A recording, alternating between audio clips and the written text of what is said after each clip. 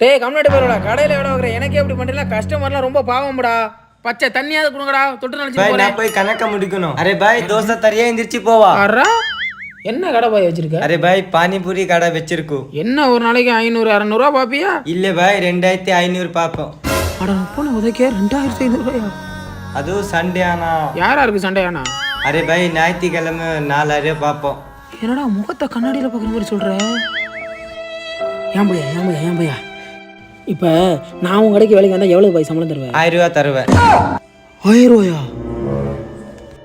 நாளையில இருந்து என்னெல்லாம் வேலைக்கு வர முடியாது அப்பா என்னாச்சுப்பா அதெல்லாம் நீ கேட்காத நான் வரலன்னா வரல அவ்வளவுதான் சரியா